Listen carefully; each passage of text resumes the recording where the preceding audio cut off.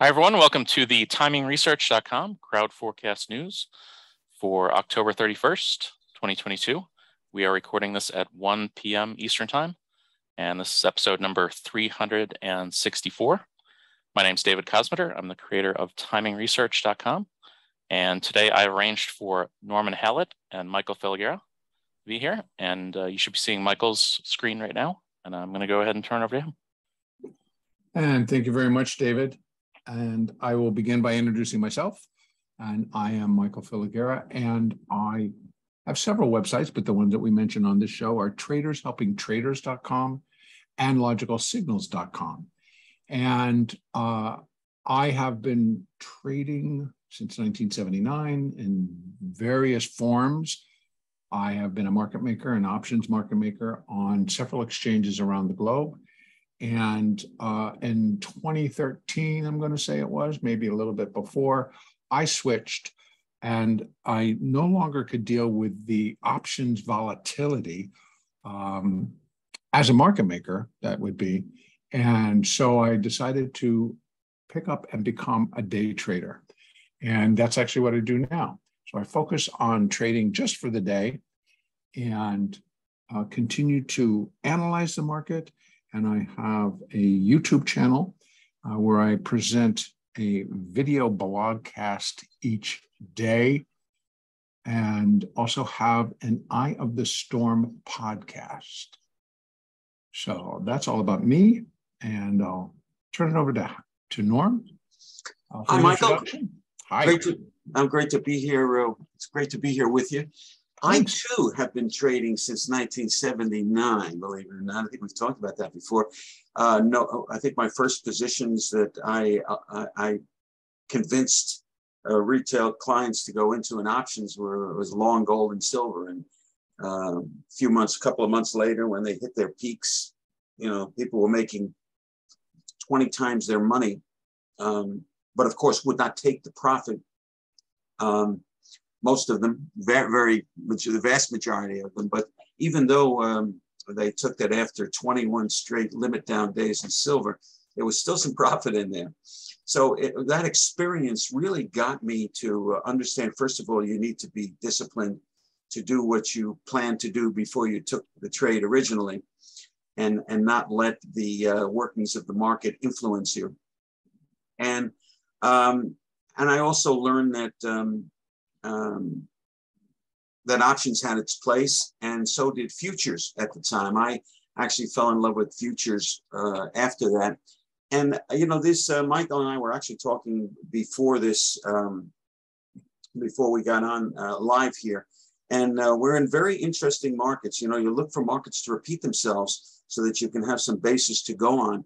Not sure that all of the factors are there this time. Every market is different. Every market somehow is the same. So it's a matter of keeping cool, staying in the zone when you trade, and making decisions on what you want before you begin trading. In fact, I'll be doing a presentation on trading in the zone. In fact, tomorrow, and I'll have I'll give you an idea of how to get in on that when we get further into it. But I'm really glad to be here. Michael, I just already. There's a disconnect with a lot of people between Elliott and day trading. Elliott seems to be such a general approach to the market, and yet you've turned from a general way of looking at the market, in other words, giving it time and so on, in options, to going to day trading. What am I wrong about that? Are most people's concept? Is it just my concept that generally day trading and Elliott are kind of a conflict? No, actually, I would say yes, you are wrong about that, but not necessarily. I don't like using that word wrong. Right. I just think it's like when we can open it up a little bit, you might see the connection. So we'll get into that side of the discussion, but okay. And we'll do that via how we're both going to answer this next question. And as we do on this part of the show, or the crowd forecast news, is that we each get to determine or just state what we feel the market is going to do between now and Friday in terms of, is it going to close higher or is it going to close lower? Right now, the market opened, and this was, I believe, this morning. I can't tell you. It might have been Globex. But the market opened at 39.11. So the question is higher or lower on Friday? And then also what we feel the probability of that. Mm-hmm. And let me give you a heads up. Mine will be qualified. So I leave that totally open. You qualify because, again, you already started the conversation by saying, sorry about this. A lot of sinus is going on here. You've already mentioned this, like there seems to be a lot of disconnect between different markets. And so I think that was a very valuable statement in terms of now being told or asked, gee, Norm, make a call between that for now and Friday. With everything that we're confronting this week,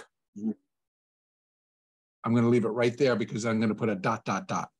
And so go ahead and let us know what you think for Friday and what kind of probability would you... Yeah, I also have a condition. I'd have a much better answer for you after today's trading. But you know, it's been wrestling at that 3,900 level today, mm-hmm. And from what I look for as far as a trigger to go one way or the other, on the daily chart, there is a trigger that's forming. I don't know if you can blow that up a little. But, I'm going to try. Yeah, and then it does that. Give me one moment. I will be right with you. I'm going to go back and do it again. There. Yeah. Bigger? Yeah, I'm just what I'm looking at is I use that moving average, not the dotted one, but yeah, that one right there. What is that? 50. That is the 50. Okay, well we'll get it. And the blue, the 20. That's the 20. And the magenta is the 200. And the dash line is the SMA and the solid line is an EMA.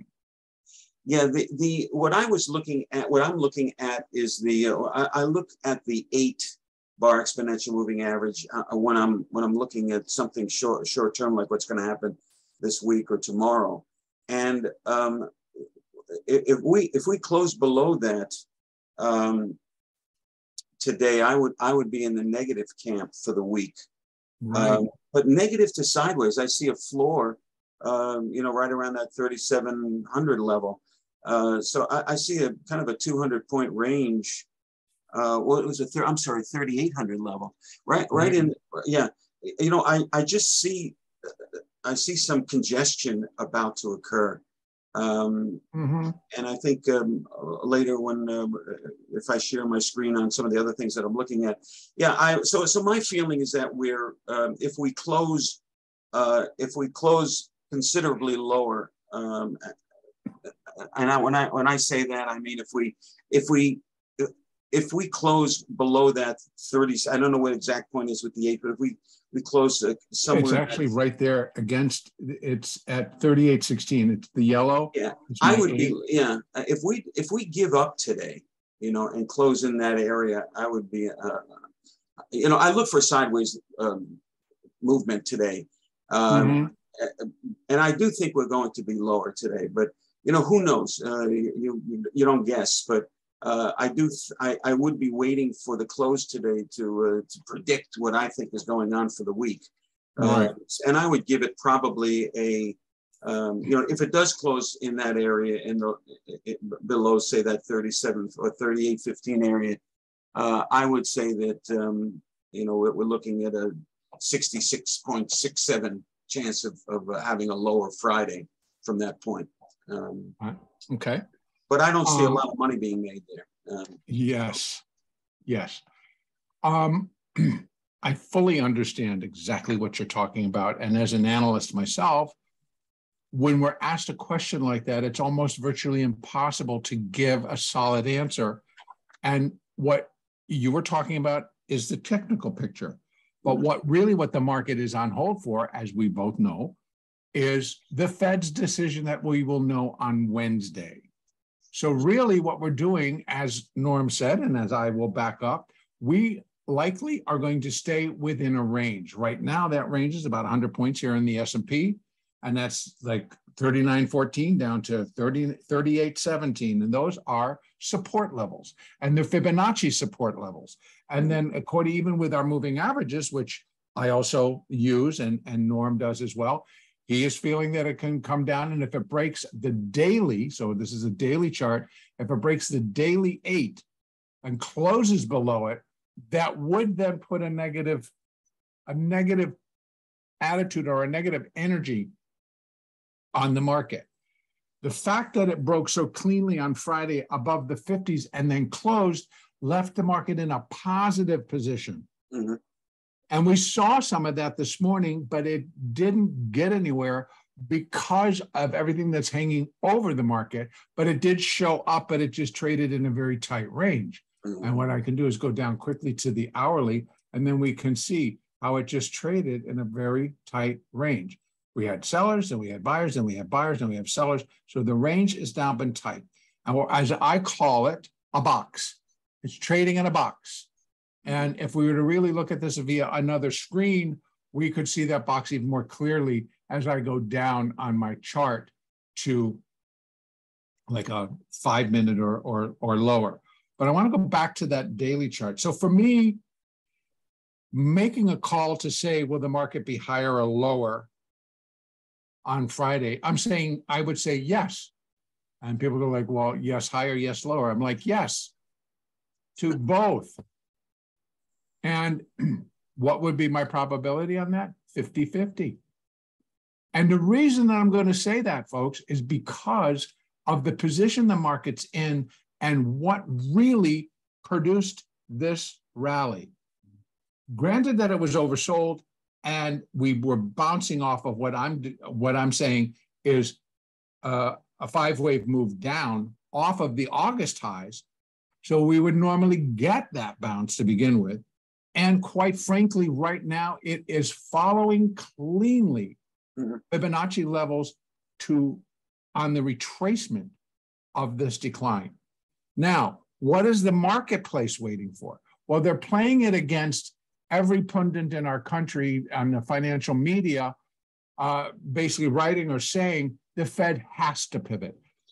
And that's like, well, that's a false narrative in my mind. They don't have to do anything other than their job, which is supposedly to combat and bring inflation back under control.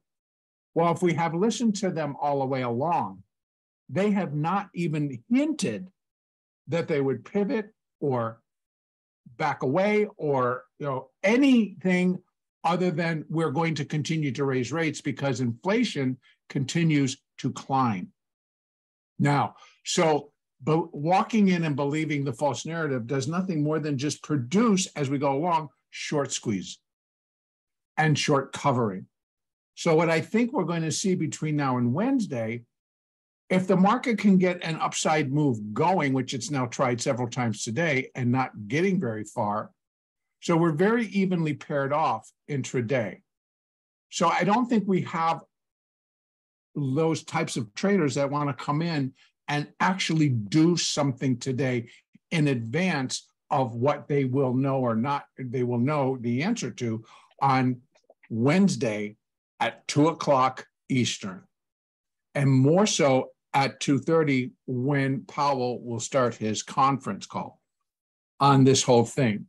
So and this is what Norm and I were also talking about, so I'm going to toss it back out there. I believe if they come in basically unchanged, which means they do nothing, they just leave them right where they are, I think that'll be interpreted as a pivot and the market will rally strongly. If they come in, say, and they go 50 basis points instead of the 75 that's been predicted, I think that will be taken as a negative. And the reason that I feel it'll be a negative is because it's going to show that the Fed isn't serious about getting a hold of inflation. And if retail decides that they're going to come in and buy that because they'll consider it a pivot, that's the biggest mistake they can make. And they're playing right into the hands of the sellers that are out there waiting. And so now I think that if they come in higher than 0.75 percentage point, then the market will absolutely get annihilated. Because that just blows everybody out of the water in terms of, what do you mean you didn't pivot? You went higher than you were expected to go? And that's actually the ticket that I'm now looking for. When the world is looking for our country, basically, but traders are looking for the Fed to pivot or to give some relief. So we've got pundits out to say, oh, the Fed will never do anything.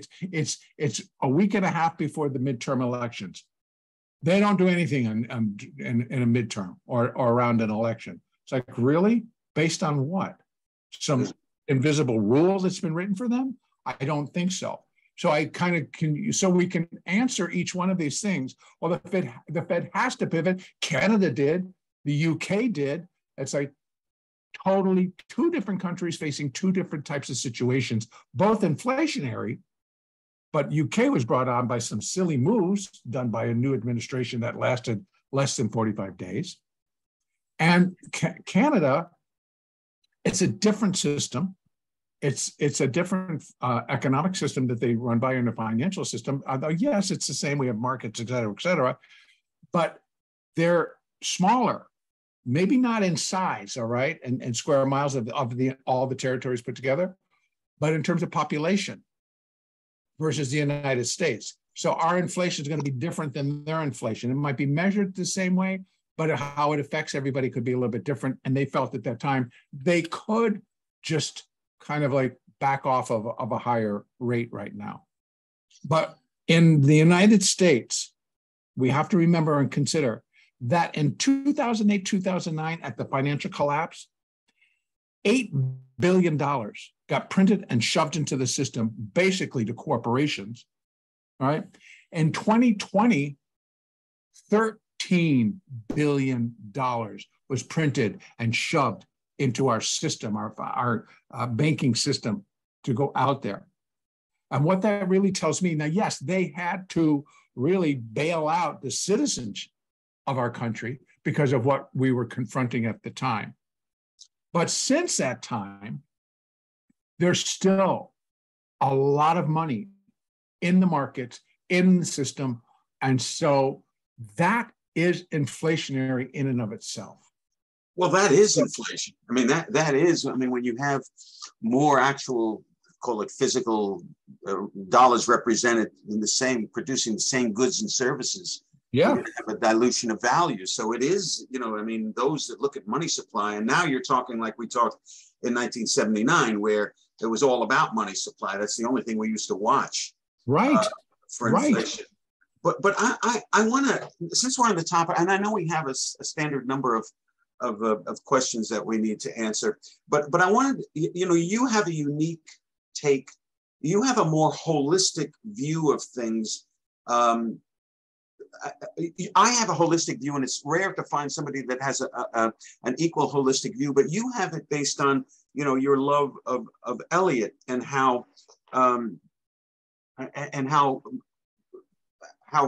we wave up and we wave down, right, in a pattern that's predictable. But the idea of inflation, I mean, the world, I think people make the mistake of not realizing that we're in one world. I mean, we used to say when the United States coughed, the rest of the world got a cold. Exactly. Yes. But it's true. It's true of all connectors now. I mean, look at what's happening with you know, the things that we need, the electronic components that we need from China that we're not getting, that holds up our situation. And I mean, to the point where I mean, not only all the bonds that they own in China, I'm waiting for them to sell those. You and me both. That's actually a very good point, because we've been waiting for that. But the idea is that how, and I kind of talked to you about this before we came on the air here. So, but and we wanted to wait till we got here for the answer. But how can we actually control inflation in our country by not somehow paralleling it or or I know we talk to other countries, and I know but they're not doing a very good job in Europe, for instance, because of the energy prices and so on. Their inflation is going rampant. Can we solve our inflation problem? And if it keeps on going up and we keep on trying to solve it through higher rates, isn't that the wrong answer? How do you see the world? Not necessarily. But I've made the following statement within my posts that I do every day and on other shows, and I'll do it again on this particular show. If we go back and we look at different periods of time in our history where inflation was, quote unquote, out of control, and what the Fed ended up having to do in order to gain that control back. And truly what it amounts to is they have to take money out of the hands of everybody. The more money you got, the more money you push in, the more money, you just keep rolling the inflation numbers. So what took place back in 1980 was that Paul Volcker, realizing from history that back in the 70s, if you truly want to fight inflation, then your interest rates have to be above the inflation rate. And what you're doing is you're making money so expensive to borrow that they don't. So you're removing the money from the hands of the people that are desperate to have it for whatever they want to do. They're buying a car, they're paying for something, they're going to buy a house. You've got to slow down the process. You've got to slow down the money, and you've got to take the money off of the table and bring it back in. And then inflation starts to come down, and then so do the prices of goods and services. So right now we're trying to fight an uphill battle by being afraid of upsetting the markets, causing a downturn in the markets that'll really affect the public. So the minute we try to put those two together, you've just walked yourself into an impossible situation, because this comment that we're getting, the Fed's got to pivot. Why? Because that's what you want? Or because you want the market to go up versus the market continuing to go down? Because your positions are long versus your positions are short? That's the whole reason and if the Fed is actually taking that into control or into their conversation, and also taking into the conversation anything politically being said, we are seriously in some deep trouble. And not only are we setting ourselves up, and now I'm going to turn the conversation to Elliott in a minute, we would be setting ourselves up for a literal severe crash. And now I'm going to show you how that can happen, if I may. Yeah, let's see. Because Elliott Wave does not take into consideration any economic or fundamental processes. Elliott Wave is purely built and demonstrates and shows human emotional reactions.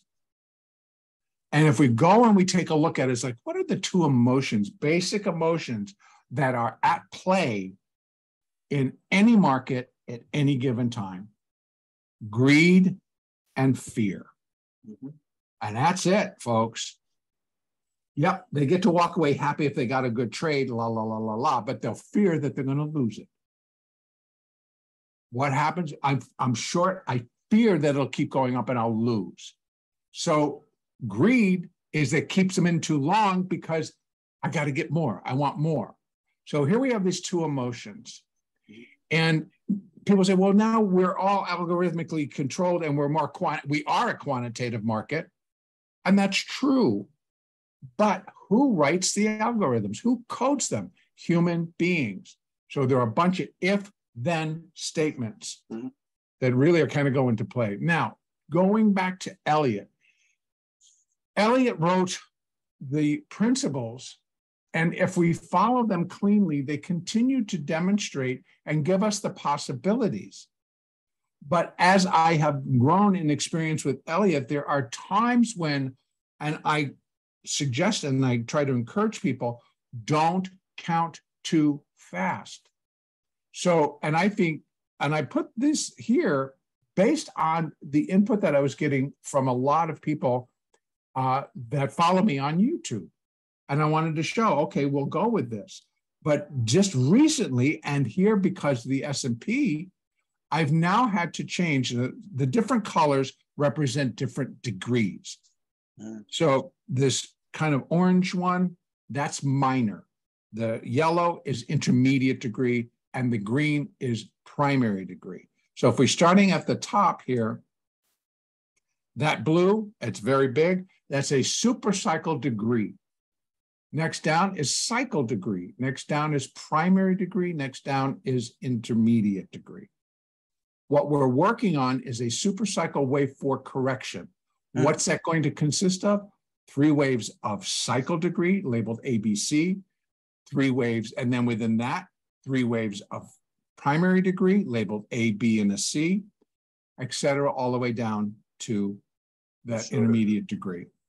So I feel that this has now got an opportunity or a chance that we counted too fast.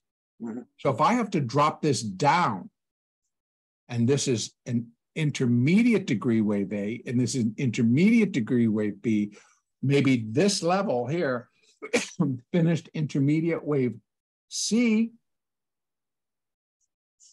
and primary wave A. So what we're looking at staring us in the face, this is only just a possibility, folks, and no way on God's green earth that I'm saying this is what's happening. But Elliott Wave allows us to give a preferred and an alternate type of a view. And this would be the alternate right now. Because if the Fed pivots, if the Fed relaxes and does nothing, if everything that comes out is interpreted as bullish, we will go above 4,000. We will head above 4,300. Before it's all said and done, this market will go. Why? The pent up energy, the human emotional reaction will take this thing through the roof. First, you're going to have everybody that remains short scrambling to cover and get long. Plus everybody that just wants to jump back in. Plus. The emotions will be just get in. What's that going to produce? Boom, boom. Now, if indeed it's a B wave, it's understanding the Elliott that a B wave is a sucker play. And I mean S-U-C-K-E-R, sucker. And what I mean by that is they're deceptive, they're quick, they're false, they're breakouts that mean nothing.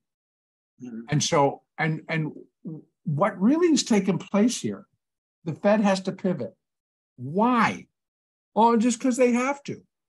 Okay, what evidence can you show me that will give the Fed a solid economical and a reason that they can pivot on not raising as much as they're expected to or leaving them unchanged? That would be a pivot. What's going to create that type of a situation?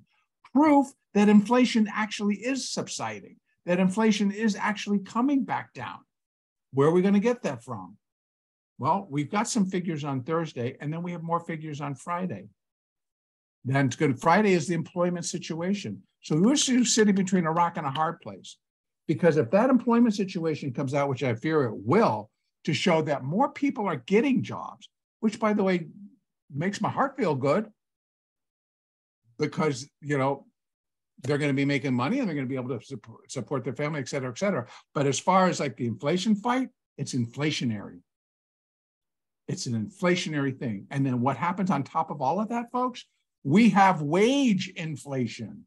All of you that have jobs, are you not now looking at your employer going like, excuse me, but it's costing me more to fill the tank with gas to heat my house and also just to live. We all go to the grocery store. We all know this is real. So, well, let me ask you something, Michael. Yeah. I want to ask you two things. One is that, the Fed has been pretty clear about what they're going to do, what they want to do. Absolutely, you're right. They've been, unbelievably transparent, almost to a large degree, how they what they're looking for in order to stop this. They've already announced a 3/4 level shot, all but doing it, and anticipating anything other than that, yes, they don't have to. But I think it's a high probability. But the other thing I wanted to ask you is that you just mentioned something about Elliott giving you a primary look at things. I forgot exactly the term you used. And but it also gives you an alternate, kind of a plan B. Right. How do you identify what the primary is and what the alternative is? Alternative almost means lesser. But it's another if-then situation. Well, actually, it's kind of I wouldn't say lesser. It just is the alternative. So what I attempt to do each day, based on my experience with Elliott, is if I'm going to provide analysis, I provide both look if the market goes up and the look for when the market goes down. Mm-hmm. Both are applicable. Now, on this case, we're looking at a daily chart. So I'm looking at a much bigger picture. And this picture, when it moves above resistance, when it moves above certain levels, it is negating a wave count very often. So if this is an intermediate wave 2, where would it break that pattern and become invalidated? Unfortunately, it would have to break above 43. Right. What was that high? 43.15. It would have to break 43.15. No, actually 43.27. I remember the high very well. It would have to break that high to invalidate it, because what the rule states is that wave 2 cannot retrace more than wave 1, because then it's not a wave 1, or it's not a second wave, right? It's something else. That's how far I'd have to wait to declare that I'm taking it all down, and this is the primary B wave is down here. Excuse me, primary A wave is down here, and we're in the primary B wave.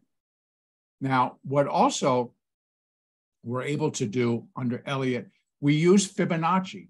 So it's understanding what the Fibonacci relationships are between all of these marks, all of these wave patterns. Now I'm on a daily.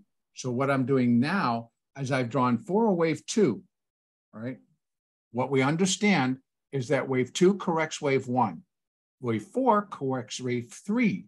So I want to now look at the retracement levels for a wave 2, and that's what these are representing. What are the most common for a wave 2? 50% to 61.8% retracement of that first wave. Well, we made it up to the 50%. We're hanging out, but I'm telling you right now, if we get what everybody's thinking we're going to get, that one comes in. But guess what? I think that one can come in on the hype, on the nervousness between now and Wednesday. They could take it up to here, and that's going to even put more false narrative out there. Look what the market's doing. They're pricing it in. No, they're covering and they're scared. That's more like. So I think that what we really are trying to do, and again, what is that? What did I say before? What Elliott really does measure? Human emotional response. Well, I'm afraid. Well, that's an emotion. I fear. That's another emotion. And they can take it right to there because they don't want to lose, because they are short. They got to cover the short, whatever the situation. So we have those in place that also give us a lot of clues as to what this larger outcome may or may not be. Now, what I do also, Norm, is I can take it down. Because Elliott Wave is based on building blocks. Here we are. This is what's telling me that we're at least going to go up in the NASDAQ or in the S&P and go above that high. We have a 1, a 2, a 3, and then I got a series of ABCs coming down. That's where I would put a 4. And now we're in the beginning stages of the 5. I probably, if I open this up on a 5-minute chart, I can look like right off the bat, I can count up 5 there. Let me open that up. Let's just take a peek. It's sloppy, but it's there. Yeah, it is sloppy. 1, 2, 3, 4, 5, a 3, 4, and there's the 5. I can put a small 1 there, ABC, a small 2 there. It didn't take out that low. We're good. And now we're into the third. Well, the third is going to build and it likely will subdivide, but it should end up over this high this morning at 39.04. Right. I mean, the fact that it didn't take out that low means it's corrective action and remains the same wave. Exactly correct. As opposed to taking out that low, which means we're maybe in a different direction. Right. So as an intraday tool, it still is very functional. Mm-hmm. Elliott Wave will continue to show the pattern, whether I'm working on a 30-second chart or a maximum monthly chart. Mm-hmm. It's just what it then we're doing is we're going to have to make our adjustments according to degree. If I'm looking at a maximum monthly chart trying to show, and I'll show you how you won't be able to see it. It's all get clouded together. All the lettering and everything is all clouded together.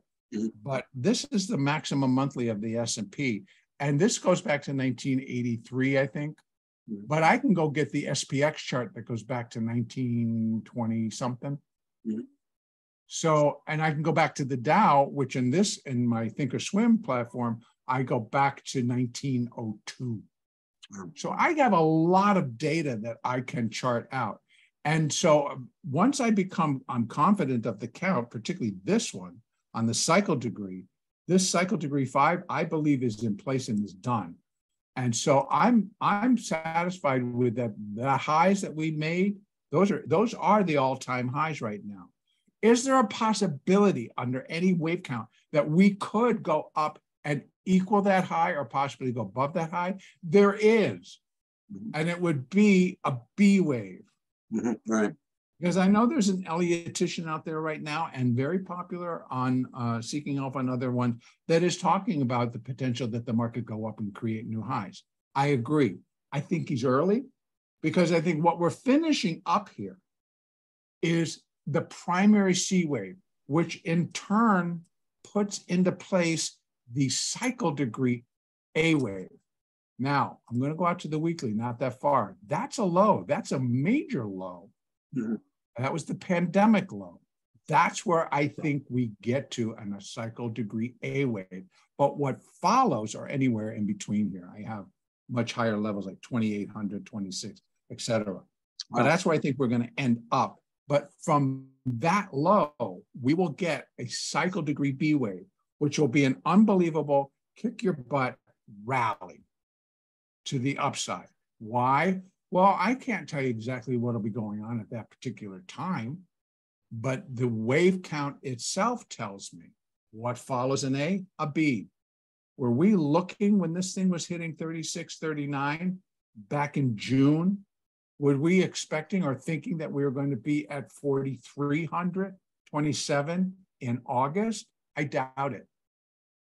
But the wave count, if you did it, showed you we've just made a low. And all you need to do is run Fibonacci. Don't need extensions, you just do retracements and you'll get your B wave. Mm-hmm. And that's exactly what it did. So the predictive nature is there, but it's knowing what to do with it. Because you get nowhere unless you can add your secondary predictive nature is, well, how far can the move go? We all knew that we were getting it. The launch off of there told you, tone change. And that excuse me, and was going to continue to look for upside. Mm-hmm. So I can put my retracement levels in and I can give those numbers out.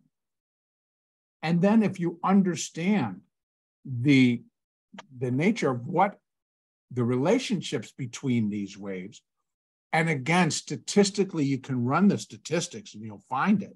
What is the most common retracement for a B wave as it relates to the A wave? Well, a B wave, as it relates to the A wave, comes in most often at 618 to almost 100%. Your minimum would be 382. So you got your basics already lined up for you. So you can already say, or then somebody says, well, how's it going to get to 4,000? I don't know. I'm just telling you that would be the relationship. That's the fibs. Again, Elliott and Fibonacci they have no idea what's coming tomorrow or the next day. The predictive nature is there simply because of the relationships and the numbers. So does Elliott have a predictive nature to it? Yes. Is it based on anything fundamental? No. I can tie it to like we are doing right now. We're talking about the fact that we have a Fed meeting. And that's where we're all sitting on pins and needles. What's the Fed going to do? But I'll be honest with you, Norman, that's one of the reasons I changed and became a day trader.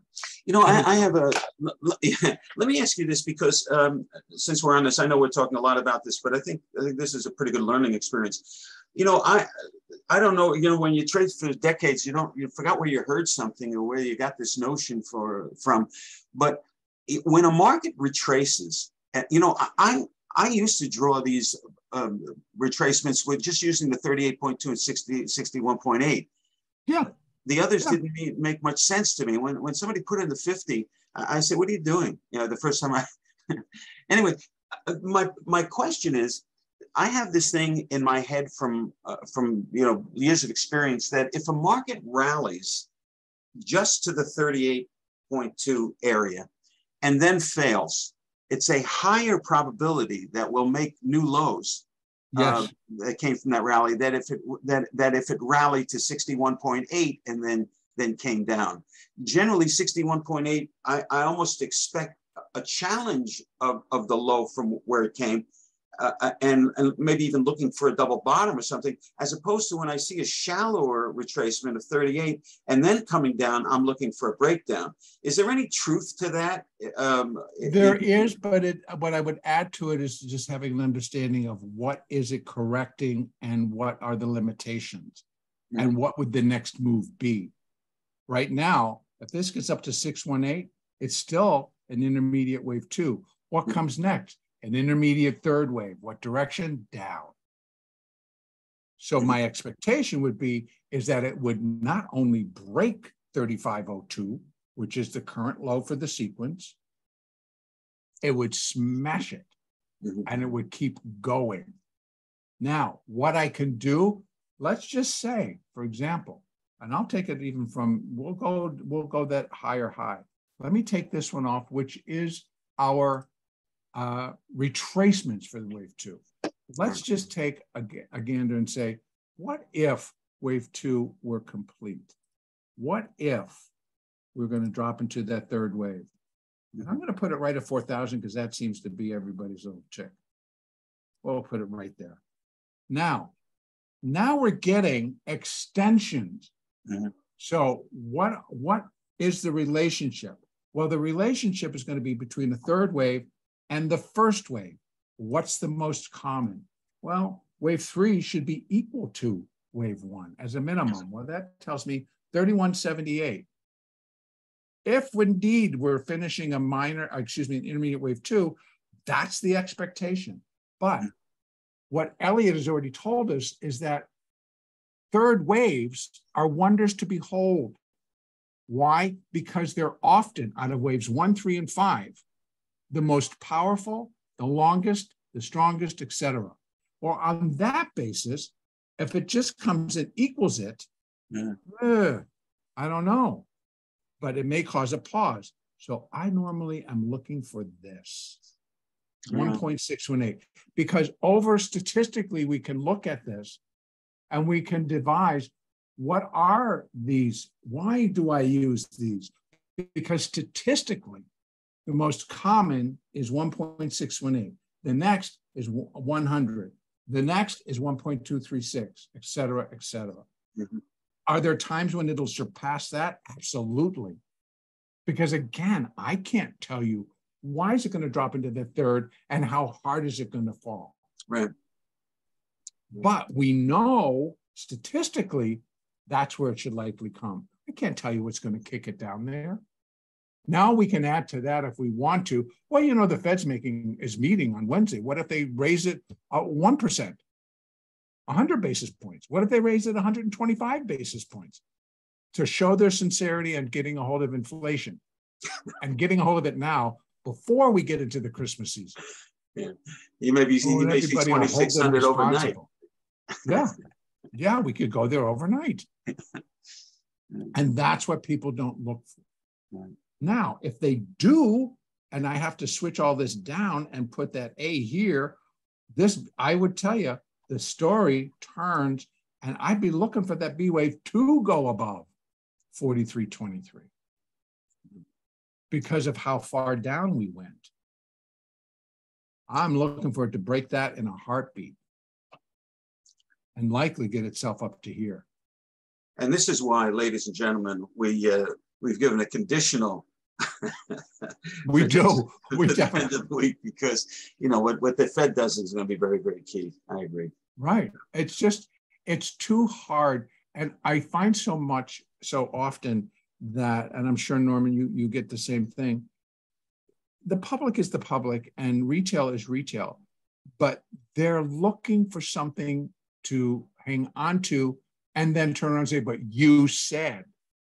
Right. And then that forces us, folks, to make the statement and say, but no holds barred. You can't be held to that. That's why when you enter a lot of orders with your broker, if your broker's walking onto a floor or sending it to the floor, they're not held. You can't hold them to the price. And that's just the way it is. And so unfortunately, is Elliott perfect? No. The principle itself is, but how it's interpreted and how others use it is not. And and not that I credit them for being such great teachers, but they were. I learned from Robert Prechter and Dan Ascani. Dan Ascani and I have gone on to be pretty good friends and did a lot of publishing together. When I lived in Europe, did webinars, and not webinars, they were seminars back then. We did seminars on Elliott. And so I find that when I can keep myself totally outside of what could happen economically, what could happen, I'm able to make a call. And again, one of the biggest examples that I have is back in 1990, when I was getting signals as early as March and April of 1990 that the markets were going to go through a major correction. And I was like, what, are you kidding? No way. We're doing great. Everything's fine. What's going to cause it? I said, I have no idea, but I'm going to tell you. So as a market maker on the floor at the time, I was buying puts in the index out of the money puts in the index. And I was just placing money and saying, I will commit this amount to that action. Well, then August came along. And then Saddam Hussein decided to invade Kuwait. And the price of oil jumped $40 in about 30 seconds. And what did the market do? Puked all over itself. The same people that sold me all their puts came back, please, can you sell them back to me? I'm like, no. Sorry, I can't. Supply and demand. So it just comes down to how you interpret it, and you don't break the rules. Elliott set the rules to protect us as the analysts. If you break a rule, your count's most likely incorrect. Right. You didn't state the rule correctly, right? Right. Right. Right. So, boy, we got really off track there, didn't we? Well, no, I'm hoping that the people who you don't get to grill an Elliott person too much. I mean, you probably confused a lot of people, but you probably clarified certain things, at least the way Elliott sees things, and the fact that that Elliott has, it's like any other form of analysis. It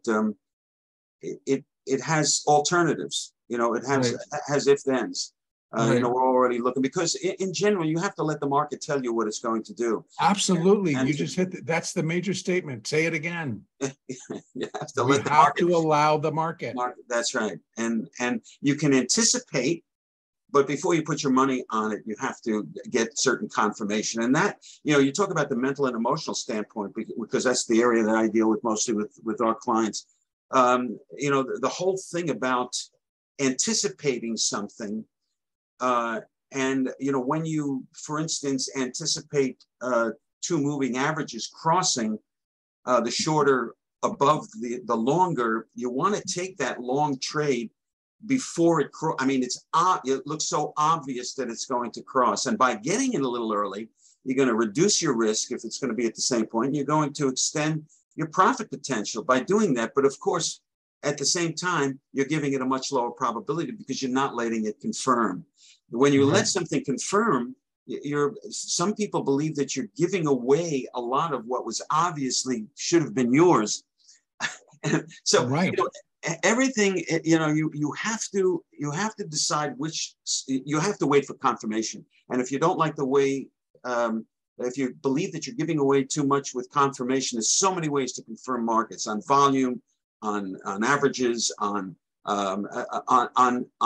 momentum. There's all kinds of ways of confirming. Find another way to confirm, because you do need a second opinion, you know, or a third opinion. I think any more than that, you may be throwing too much in your way. You won't have enough action, because we're in it for the action. I want to trade. I want to get in something, but I'm not willing to get into something that's not confirmed. And so that's very wise. I think that's always a very wise statement. The way it's going. Now, when I'm in my trade room or just talking with someone through coaching, I talk very strongly about mindset, and how I find that if even day trading or even just position trading, your mindset is vital to your decision process. Mm-hmm. And what they say, well, you know, you talk about noise so often, Michael. What do you mean by that noise? And I said, well, the noise is everything that comes at you from CNBC, Bloomberg News, this analyst, that analyst. And what truly I find to be the greatest source of noise is what's being chattered about in between our own ears, and that's our own mind. Your own mind is going to just work you to your last straw. Getting in too early is because, or getting in too late, fear of missing out. I'm going to miss the move. I'm just going to get in now. It's like, okay.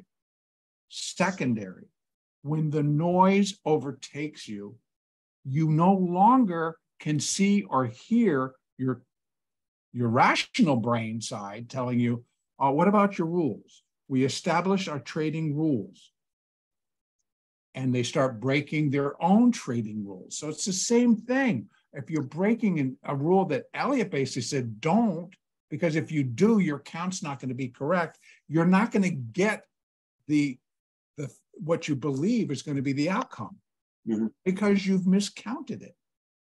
You broke a rule. Right. You let the noise bother you. But, you know, the idea of peak performance, the idea that I mean, we like to say that we treat our clients as athletes, and that you know, we know that we're controlled by the subconscious mind. Whatever we believe, whatever our subconscious mind believes is true for us, that's the way you know what that is by the way you act. You know, if you continue to chase markets, as you fear to get in, and then greed takes over on the other. You know where the issues are, and in order to fix that, you've got to get yourself back into an alpha beta brainwave state, so that you can create new neural pathways and a new neural net, which is the basis of what the subconscious mind works on, and then make that happen. But at the same time, you know, I always advise that traders take a look back at their system, or at least review their rules before they start. Your conscious mind can only think of one thing at a time. And if you put your rules in front of you, and make the commitment to follow your rules before you start trading every day, and you know, you don't want to make your rules into paragraphs. You want to make it into bullet points that are easy to interpret almost at a glance. so that Right. you can take one. It only takes 30 seconds really to run down your rules, but by doing that, you're occupying your conscious mind, allowing it to. Now, of course, as the day goes on, and if you're crazy enough to be watching the TV, other than when a report or whatever comes out, you're filling your mind with opinions that are going to take you off your plan. Right. And, I mean, all we are, it's just us and our computer. So, I mean, we have to watch what we take in.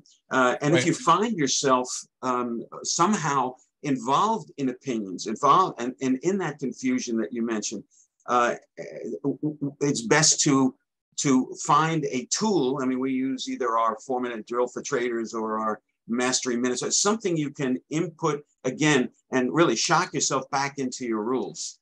Right. Because it takes, when we sell in sales, they used to teach us to kind of shock people in a way, make a shocking statement so that they get off their objection, and then you go in with another benefit. You got to Right. kind of use that on yourself. You've got to reaffirm, all the fact that you're a trading athlete and that you're here to perform, and you're not here to state opinions, or you're here to execute what you have already tested as something that's Right. going to work for you in the long term. Right. So, what you're saying about confusion is that muddling of allowing the wrong kind of input. And having said everything we both have just said, let's conclude today. Again, I want to give us time that we can reintroduce ourselves and where people can find us. But I want to go back to that first question now. And we're going to keep it short and keep it concise. But if I had somebody say higher or lower on Friday, now I can put some parameters around that, can't I? Mm-hmm. It will move higher if the Fed pivots or leaves it unchanged. If the Fed comes only at a 50 basis point or lower, I find that to be negative and the market will tank. If the Fed comes out with, again, they do any type of a pivot or leave them unchanged, we go up over 4,000. If the Fed comes out with 1% or 100 basis points or higher, we collapse. So I'm going to now turn it back over to you and say, quantify that, and then we're going to give our closing remarks. Yeah, I think if I had to state it in short order, it's if the market today washes out, closes on a more dramatic low than just 40, 50 points. If we're down at 80, 100, 110, that kind of thing, I'd be looking for a continuation this week, or at least on through Wednesday. But then a rally into that range, that 200-point range that we identified in the beginning of the day. So I do see it sideways. We'll see what the Fed has to say. But the last time it didn't do much for the market. But we'll see what happens this time. So we are. So Norm, how can people get a hold of you? The best way to do it is just go to start with a THE, thedisciplinedtrader.com. David, thank you for posting it. And when you get there, you'll see a black strip where you can opt in for, and it's a free thing, opt in for my 4-minute drill for traders. It's that between the eyes. I've recorded 208 of them over a 4-year period. I stopped a few years ago, but it's a way to motivate yourself. But by getting on that list today, I'll be able to send you an invitation to my presentation tomorrow on what we've been talking about, and as far as peak performance and actually trading in the zone. We've heard Mark Douglas talk about it. May he rest in peace. But the idea of how to, I've got 4 keys that I want to give you about keeping you in the zone, staying away from that noise that Michael talks about, because that's really the key for you. If you can stay away from the noise and stick to your plan, good things happen as a trader. So opt in at thedisciplinedtrader.com. You'll see the black strip for the 4-minute drills, and I'll send you the invite for staying in the zone. And it's been great being with you, Michael. It's been great being with you too, Norm. Again, I'm Michael Filighera. Here are a couple of email addresses. Yeah, that was great. We have logicalsignals.com, tradershelpingtraders.com. If you would like to send me an email, you should be able to get a hold of me at either one of those addresses, but I'm now going to give you a third which you would get directly to me, and I always answer my email. So if you have a question or you have something that you want a little bit more information about, please feel free to contact me. And that email address is michael@mjf1partners.com. And I want to thank you, Norman, for being on this with me today. It was great fun. It was nice and relaxed, and we both got to, I think, put out some very valuable information. And David, back to you. All right, thanks, guys. I knew you guys would have a great conversation, so that was really good. A lot of information covered today. So just a quick reminder for everyone, be sure to subscribe to Timing Research on YouTube and your favorite podcast app. Excuse me, podcast app. You can also go to just TimingResearch.com, and the recording of this presentation will be there as soon as I can get it posted, and all the past shows and reports, presentations are there as well. So thanks, everyone. Thank you. You're welcome. Thank you. Take care.